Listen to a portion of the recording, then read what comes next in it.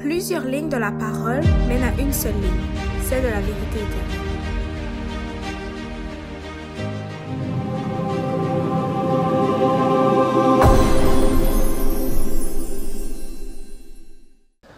On va juste réinviter notre Seigneur.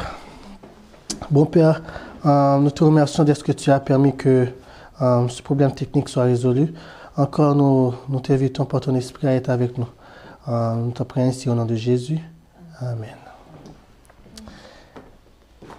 Et le titre de notre message, encore, c'est la cause de l'échec du protestantisme et comment être un vrai protestant. C'était au cœur même du clergé catholique que le protestantisme a pris naissance.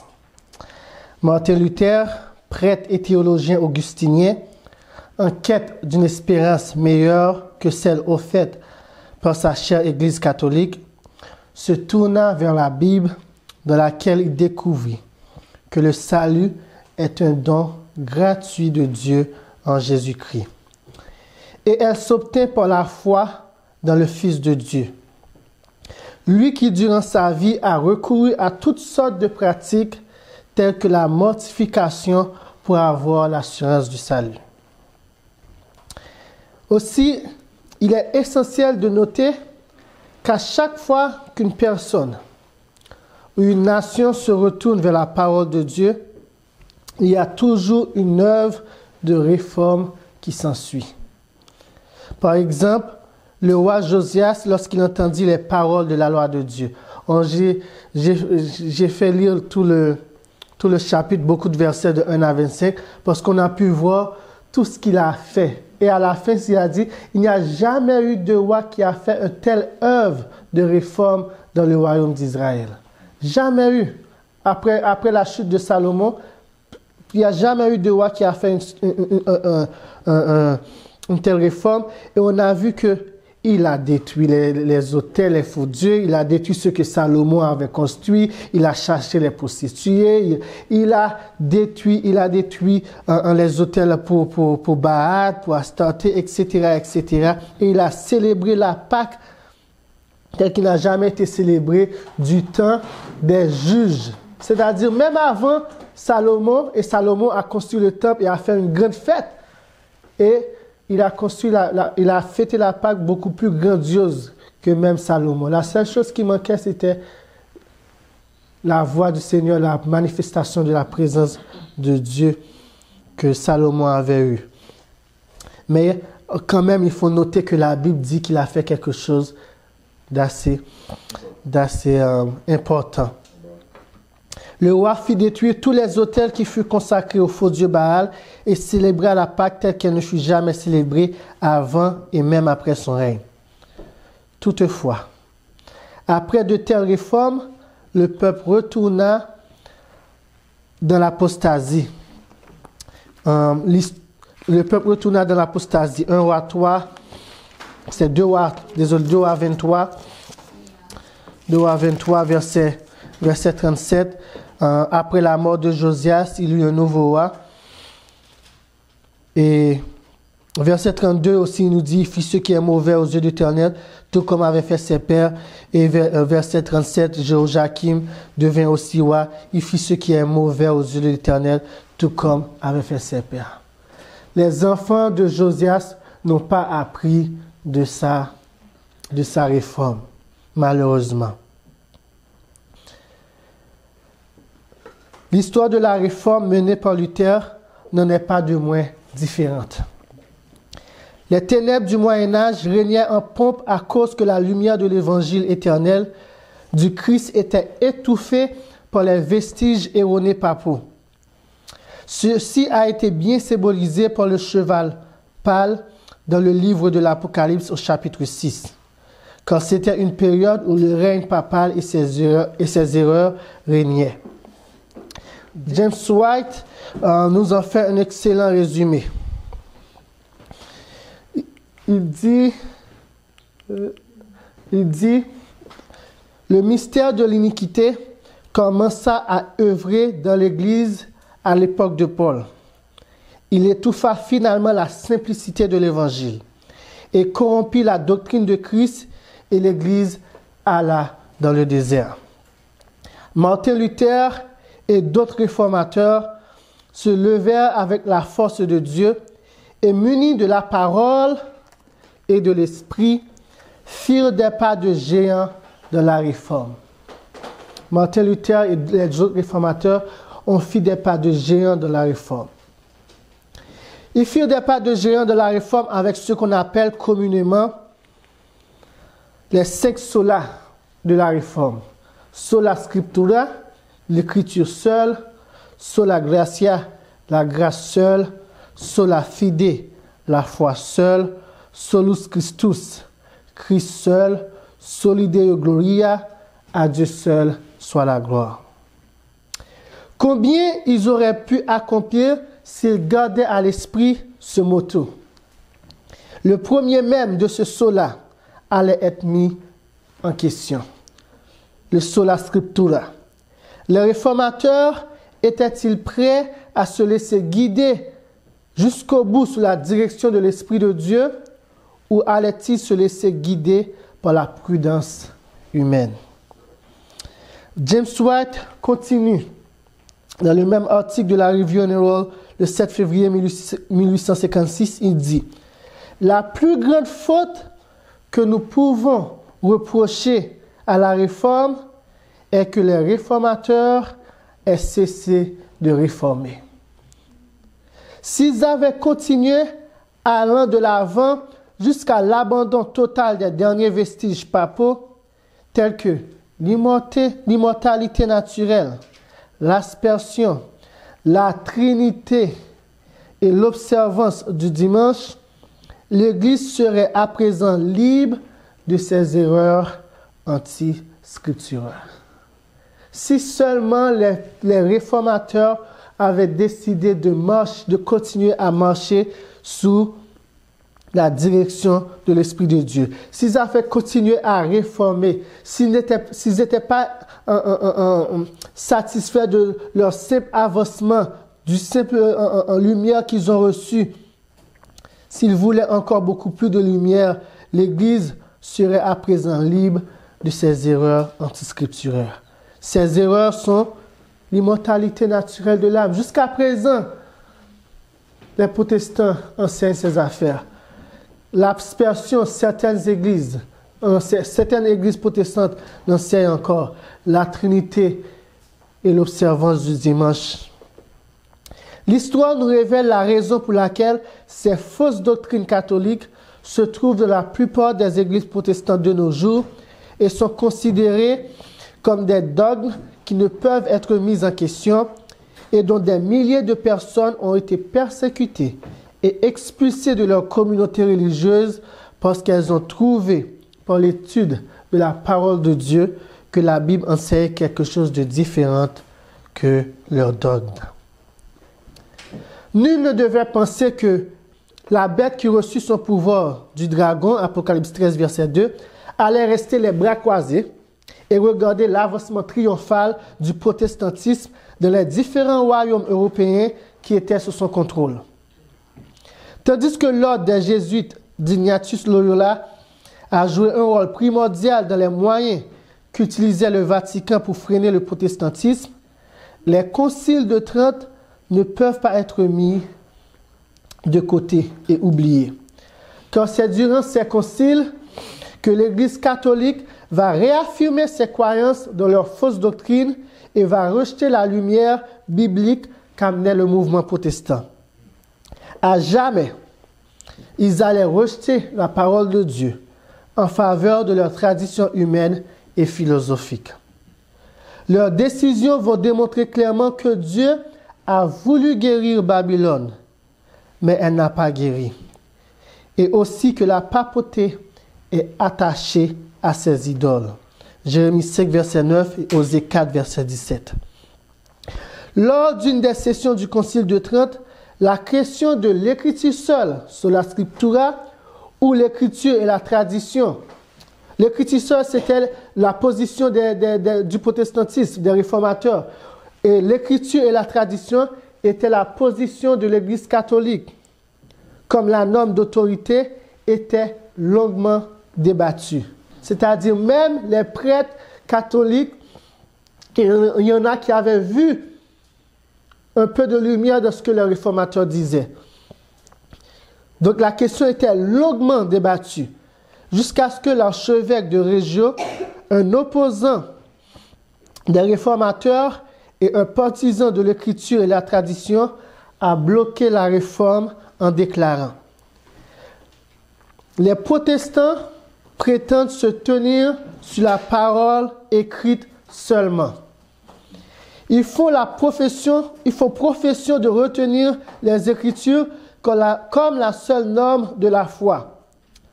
Ils justifient leur révolte par l'argument selon lequel l'Église a apostasié la parole écrite et suit la tradition.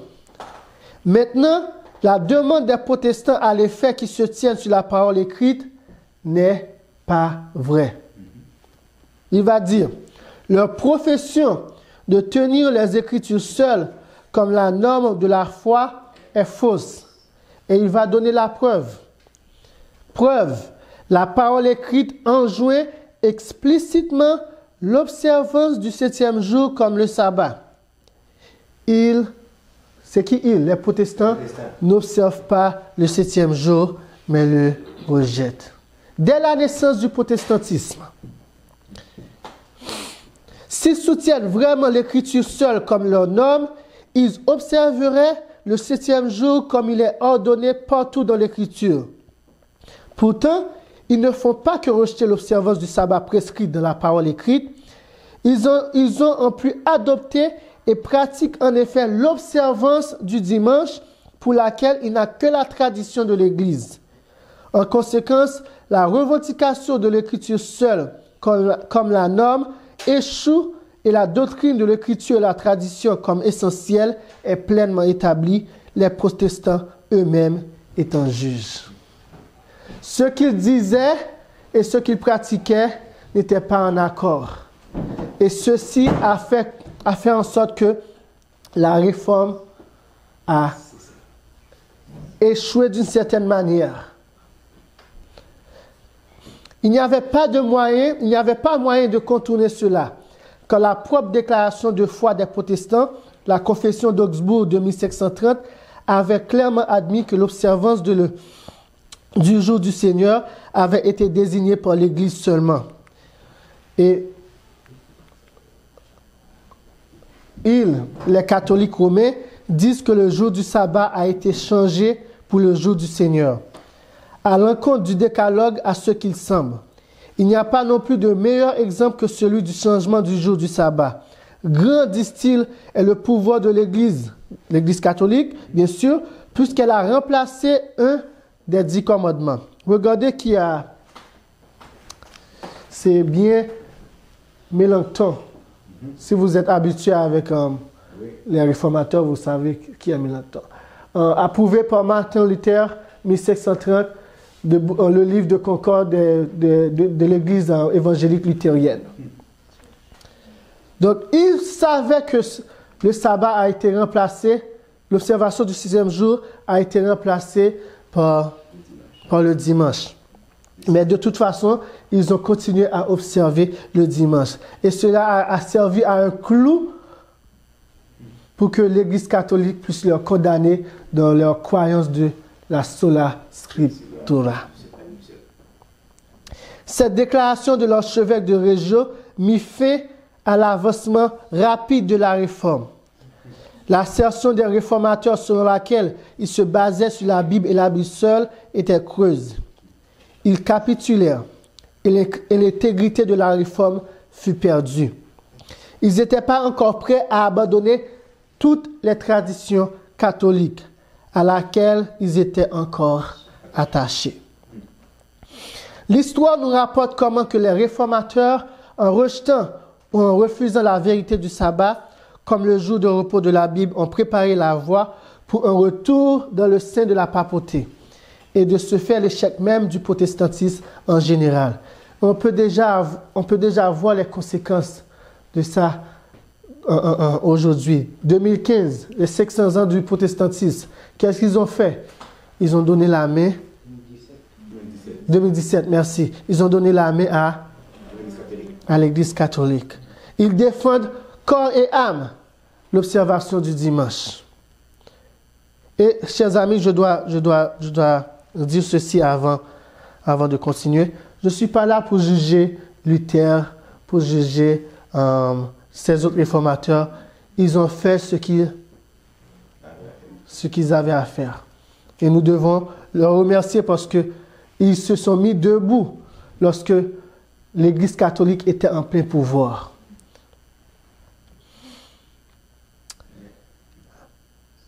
J.N. Andrews, un de nos pionniers adventistes, dans son livre « L'histoire du sabbat », et je vous le recommande beaucoup, chers amis, bien que c'est seulement en anglais, mais plein d'informations sur le sabbat et comment à travers l'histoire des peuples ont observé le sabbat, l'Église, les protestants ont rejeté, plein d'histoires, plein d'informations.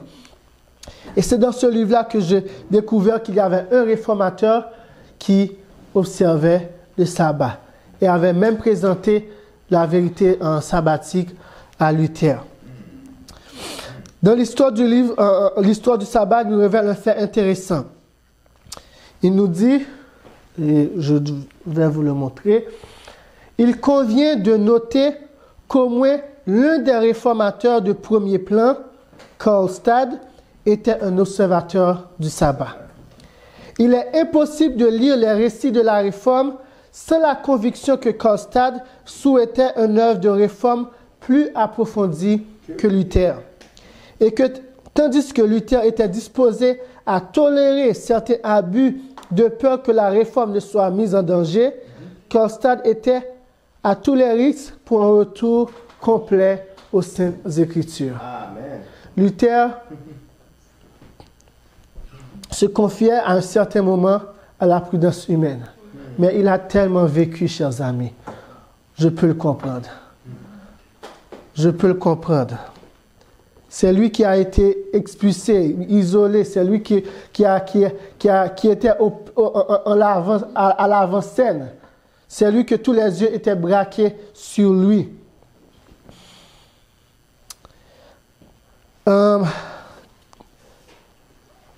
Andrews continue et dit, les principes sabbatiques de Karlstad, sa relation intime avec Luther, ils étaient de bons amis là, bons amis.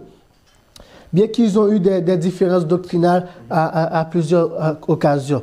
Son importance au début de l'histoire de la Réforme et l'importance de la décision de Luther concernant le sabbat sur toute l'histoire de l'Église protestante rendent ce dernier digne d'intérêt dans l'histoire du sabbat, désolé. Nous donnerons son récit dans les mots exacts des meilleurs historiens, dont aucun n'était en sympathie avec son observance du 7e jour. La manière dont il déclare ses fautes montre qu'il n'était pas partial envers lui. Oh, il était un sabbatérien, observateur du sabbat. La plupart des historiens le condamnaient et préféraient Luther.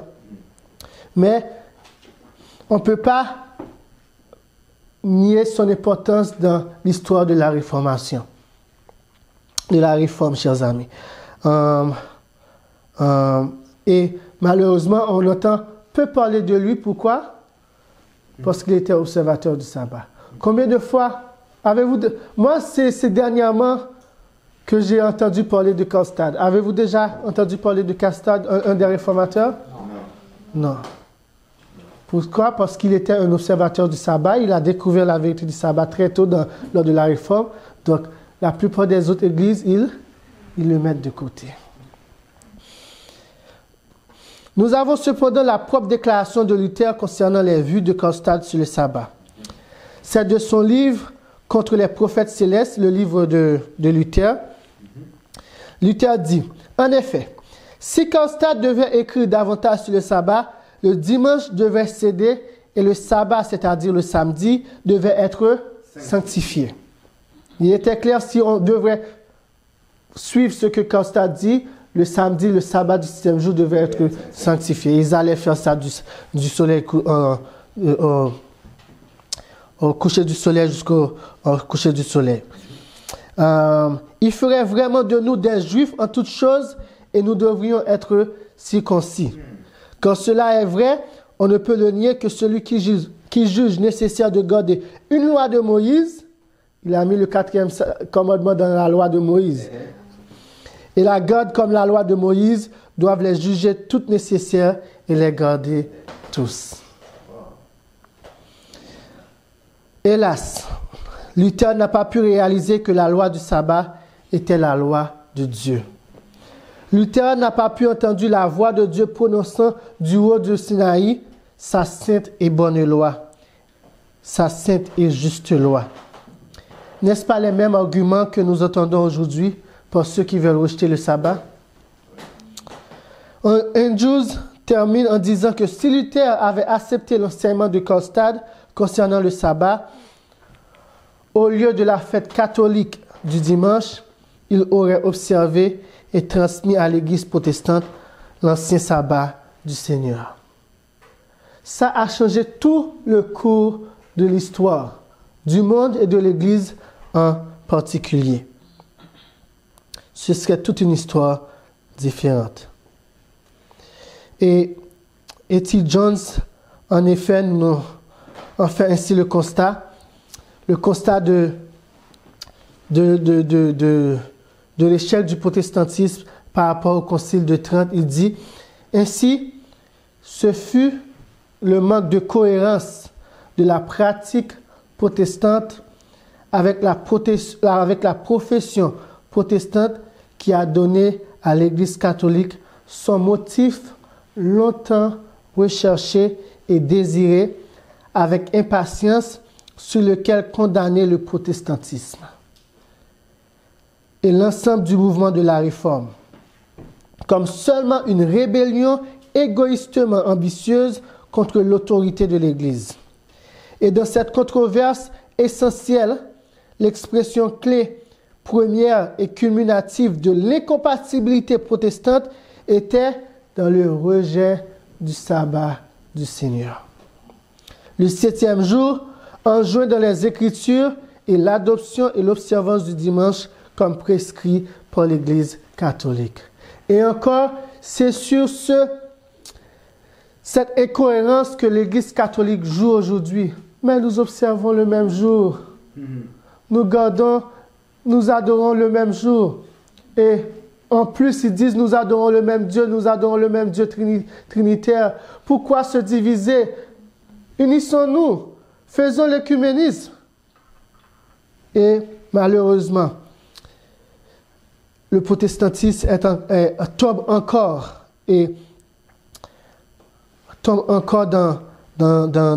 dans ce piège. Et ceci se trouve dans Rome Challenge, Why Protestants Keep Sunday. C'est un livre que je vous invite vraiment à lire, chers amis. Par conséquent, la réforme a cessé d'avancer dans la lumière que Dieu faisait resplendir sur la terre. La cause de Dieu allait souffrir pendant les siècles qui suivirent. Mais, il y a toujours un mais avec Dieu. Mais Dieu n'avait pas abandonné sa parole.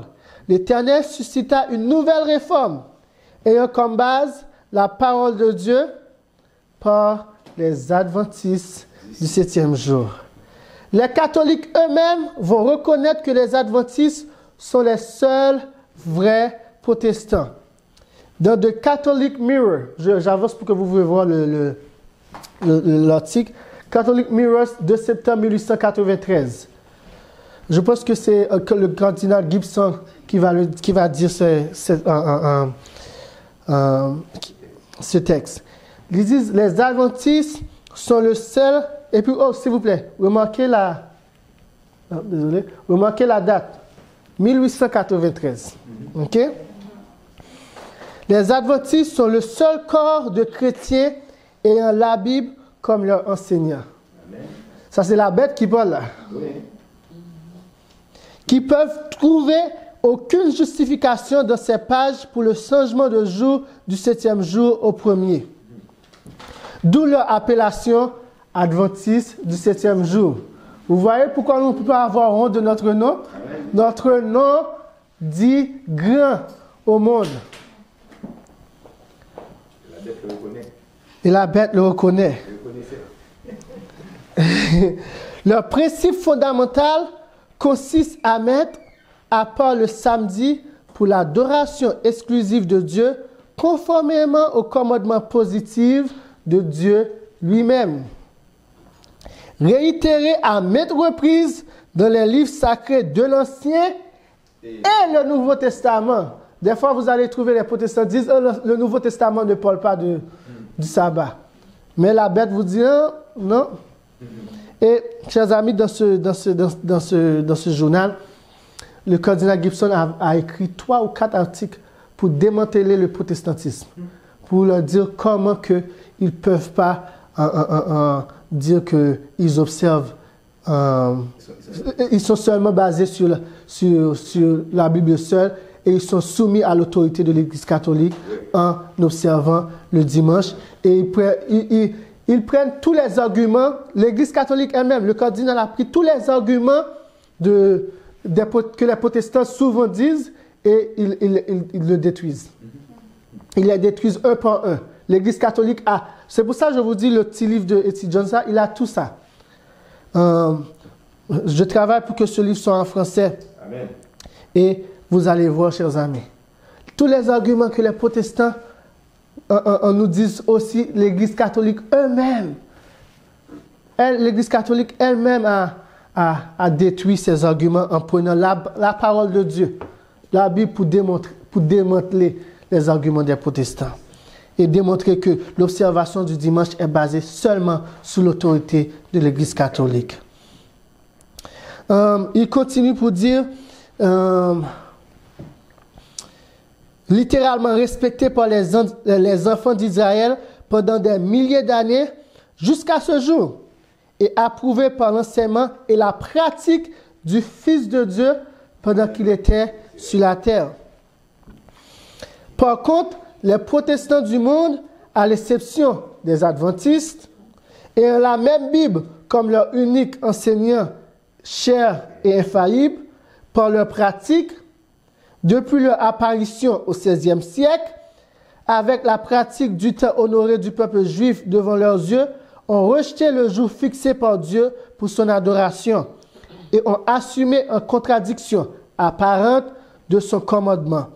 Un jour pour son adoration jamais mentionné auparavant à cet effet dans les pages de ce volume sacré.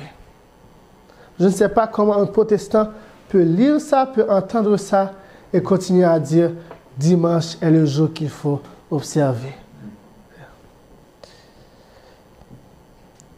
Et une autre citation d'un protestant, le catholique lui pose la question, la Bible est-elle la règle ou le guide que les protestants utilisent pour observer le dimanche? Le protestant répond, non. Je crois qu'il n'y a que les adventistes du 7e jour qui connaissent la Bible sur le sujet de l'observance du sabbat. Amen. Babylone, la mère des impudiques, l'avoue, et les filles l'avouent. Les pionniers adventistes du 7e jour, chers amis, ont vite compris que s'ils veulent être des vrais protestants, s'ils veulent être reconnus par le ciel et par les hommes comme étant le peuple qui garde les commandements de Dieu et la foi de Jésus, ils ne devraient pas répéter l'erreur qu'ont commis les réformateurs. Ils devraient abandonner tout credo, se détacher de toute tradition humaine et accepter la Bible et la Bible seule comme leur guide de vie et leur règle de foi. Ils ont de commun accord rejeté les erreurs que les protestants avaient adoptées de l'Église catholique et ont embrassé de cœur la vérité. James White, l'un des pionniers fondateurs adventistes, nous l'explique ainsi.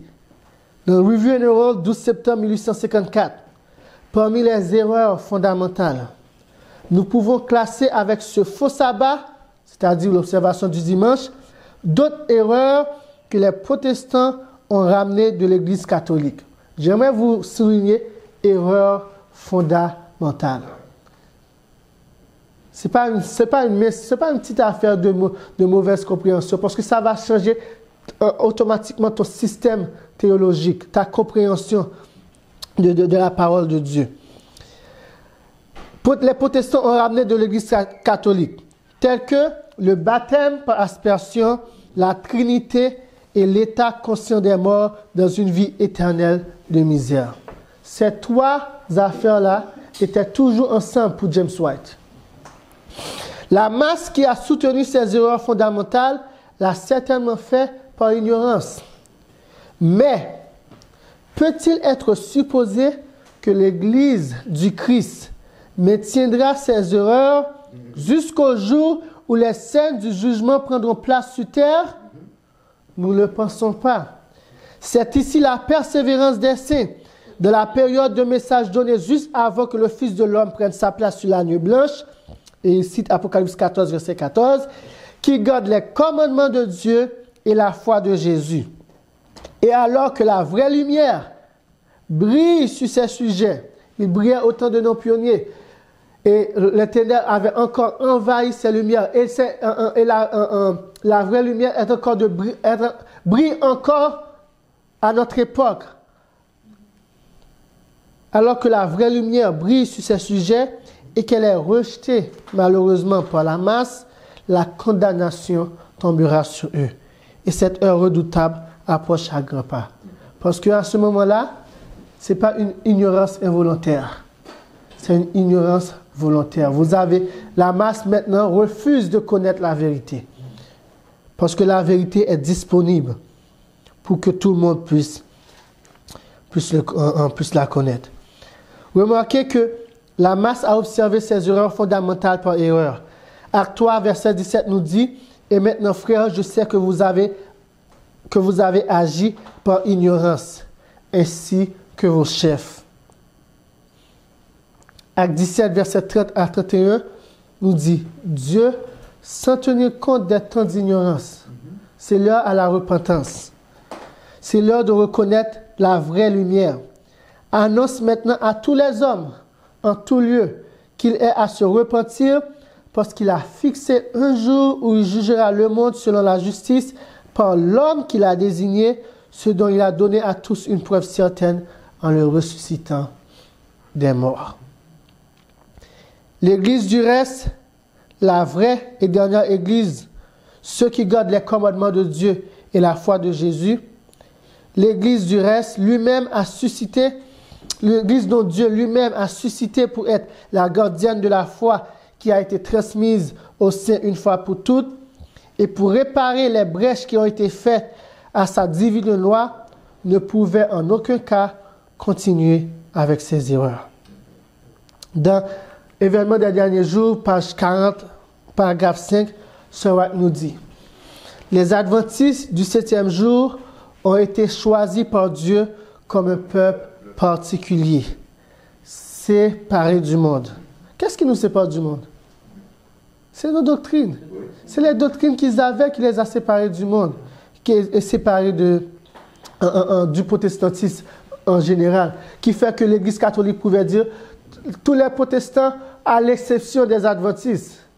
Cette séparation claire et distincte était faite à cause de leur doctrine, à cause de ce qu'ils enseignaient sur l'observation du sabbat, sur la personnalité de Dieu et de son Fils Jésus-Christ et sur l'état inconscient des morts. Par la grande puissance de la vérité, il les a arrachés au monde et les a mis en relation avec lui. Il a fait d'eux des représentants et les a appelés à être ses ambassadeurs dans l'œuvre ultime du salut. Le plus grand trésor de vérité jamais confié à des mortels. Les avertissements les plus solennels et les plus terribles qui aient jamais été envoyés par Dieu à l'homme leur ont été confiés afin qu'il les délivre au monde. Et elle fait référence ici au message des trois anges.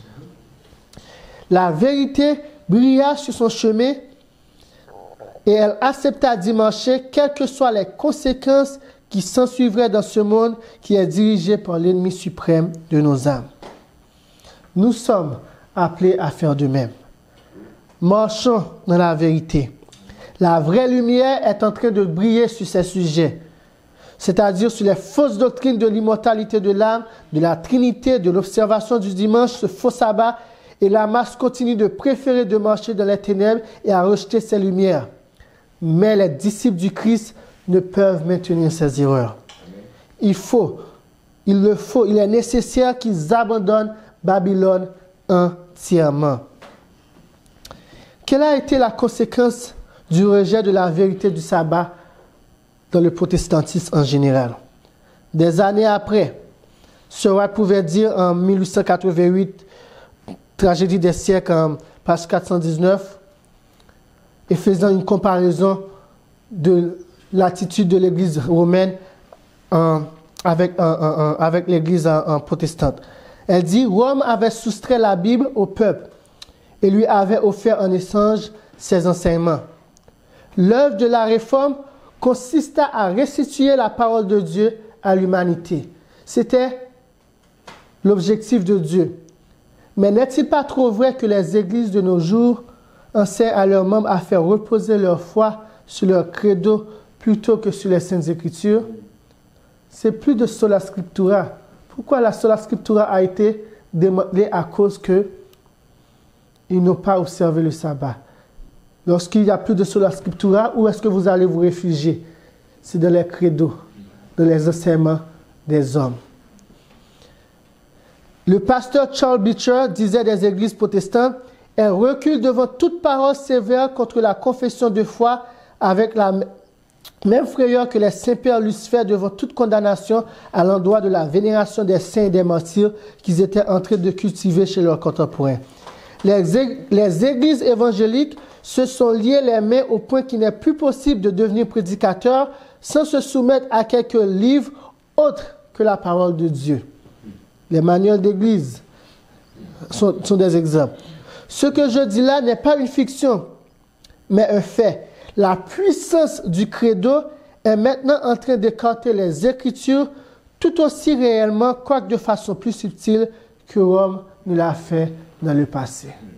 Le protestantisme s'est réfugié dans les credos comme Rome et a abandonné la sola scriptura.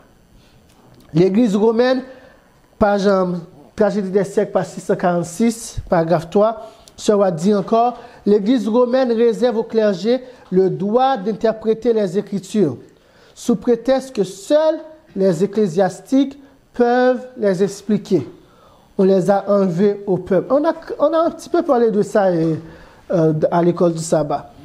Bien que la réforme ait mis le Saint-Livre entre les mains de tous, le principe qui a poussé Rome à en priver le peuple empêche des multitudes dans les églises protestantes d'en faire une étude personnelle. D'ailleurs, les gens sont prévenus qu'ils doivent en accepter les enseignements tels qu'ils sont interprétés par l'Église. On a parlé de ça ce matin. Le peuple juif a fait la même chose, mais les docteurs de la loi n'ont pas cru que Jésus était le Fils de Dieu, le Messie. Ils n'ont pas accepté. Qu'est-ce qu'ils ont fait? Ils n'ont pas accepté non plus. Et ce même principe satanique continue de poursuivre l'Église, le peuple qui confesse quoi en Jésus-Christ, toute dénomination confondue là. Ce même principe continue à les suivre. Aussi, des milliers de personnes n'osent rien recevoir, fût-ce une doctrine clairement révélée dans la Bible qui soit contraire au credo ou à l'enseignement officiel. Même s'ils voient que c'est la vérité biblique, mais à cause que l'enseignement officiel ne l'enseigne pas, ils ne veulent pas accepter. N'est-ce pas déplorable, chers amis, de refuser la vérité biblique? Voulez-vous être un vrai protestant? C'est de respecter le premier motto de la réforme, sola scriptura. Parce que si vous respectez le premier motto, vous allez respecter tous les autres. Tragédie des siècles, page 645, paragraphe 1. Seurat nous dit, Dieu aura cependant sur la terre sur la terre un peuple qui s'attachera à sa parole et qui en fera la pierre de touche de toute doctrine et le fondement de toute réforme. La parole de Dieu seulement. Ni l'opinion des savants, ni les déductions de la science, ni les credos, ni les décisions des conciles et assemblées ecclésiastiques, aussi discordants que nombreux, ne doivent être pris en considération sur un point de foi religieuse. Avant d'accepter une doctrine quelconque, il faut s'assurer qu'elle a en sa faveur un clair et précis, ainsi dit l'Éternel. Tu vois, ce principe, plusieurs ne le suivent pas, chers amis. Plusieurs ne font que suivre. Qu'a dit l'Église? Qu'a dit pasteur interne? Qu'a dit frère interne? Parce que si frère interne ne le croit pas, je ne peux pas le croire. Malheureusement. Dans Faith and Works, elle nous pose la question sur what? La question est, qu'est-ce que la vérité? Ce n'est pas le nombre d'années que j'ai cru qui en fait la vérité. C'est pas parce que la Trinité existe depuis des siècles et des siècles que c'est la vérité. C'est parce que l'observation du dimanche, on pouvait lire aussi dans la tragédie des siècles où les protestants disaient « Nos pères ont observé le dimanche, nous allons faire ainsi. » Et allez-vous dire qu'ils ne vont pas être sauvés? C'était ça leur argument. Vous devez apporter votre credo à la Bible et laisser la lumière de la Bible définir votre credo et montrer où il est erroné et où se situe la difficulté. La Bible doit être votre référence. Les oracles vivants de Jéhovah doivent être votre guide. Vous devez creuser pour la vérité comme pour les trésors cachés. Et tout ce que j'essaie de vous dire, chers amis, c'est de prendre les Saintes Écritures comme notre seule sauvegarde. Et Message choisi, volume 1, page 486, paragraphe 2, elle nous dit « Quand la parole de Dieu est étudiée, comprise, obéie, une vive lumière illumine le monde. » Et ça me fait penser à Apocalypse 18, verset 1. Et toute la terre fut éclairée de sa gloire.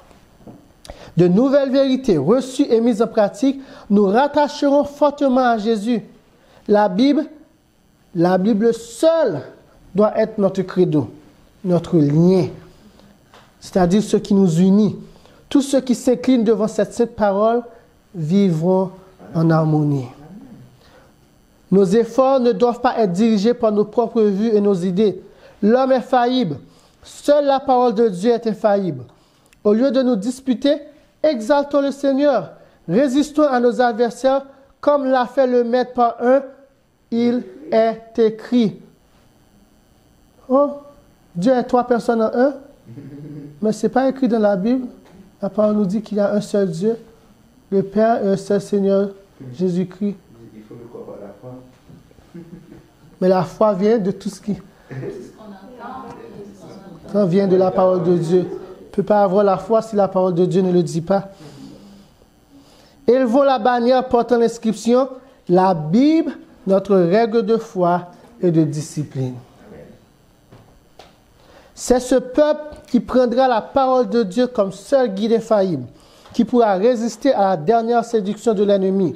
Lorsque les hommes exigeront que nous observons un faux sabbat le jour du dimanche, nous serons en mesure de dire « Jugez par vous-même si nous devons obéir à Dieu plutôt qu'aux hommes. » L'heure approche et vite que tous ceux qui seront restés attachés aux fausses doctrines de la mère des impudiques seront grandement séduits parce que leur esprit était habitué avec l'erreur.